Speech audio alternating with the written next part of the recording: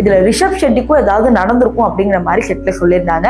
But காப்பாத்திட்டாங்க அப்படிங்கிற மாதிரி எல்லாருமே சொன்னாங்க. அந்த படப்பிடிப்பு தளத்துல இருக்கும் போதே பாத்தீங்கன்னா கேமரா தொலைஞ்சு போறது, கேமராக்கு அடி வாங்குறது, பல டெக்னீஷியன் விஷயங்கள்லாம் இருக்கும் பாத்தீங்கன்னா, பொருட்கள் அது எல்லாமே தொலைஞ்சு போறது, எங்கேயாவது உடஞ்சு போறது, இது போன்ற பல விஷயங்கள் ஆரம்பத்துல இருந்தே நடந்துட்டு இருந்தாலும் இப்ப காந்தாரா 2 சக்சஸ்ஃபுல்லா முடிச்சிருக்காங்க.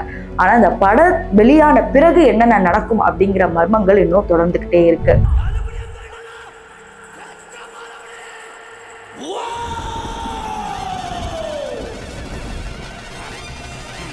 நான் சொன்ன இந்த 3 படங்களுமே பாத்தீங்கன்னா ஏதோ ஒரு ஹாரர் வச்சோ இல்ல தெய்வீகமான விஷயங்களை வச்சோ பண்ணிருக்காங்க. ஆக்சுவலி நான் கடைசியா சொன்ன காந்தாரா ஒரு ஹாரர் படமே கிடையாது, அது தெய்வீகமாக இருக்கிற ஒரு படம் தான். ஆனா இந்த படத்துக்காக பல காடுகளில் போய் வேணுட்டே தீ வச்சதா செய்திகள் வந்தனால பஞ்சுருளி தெய்வம் ரொம்ப கோபமானனால இந்த மாதிரி ஆக்டர்ஸையும் டெக்னீஷியன்ஸையும் வந்து கொலை பண்ணிருக்கு அப்படிங்கிற மாதிரி சொல்றாங்க.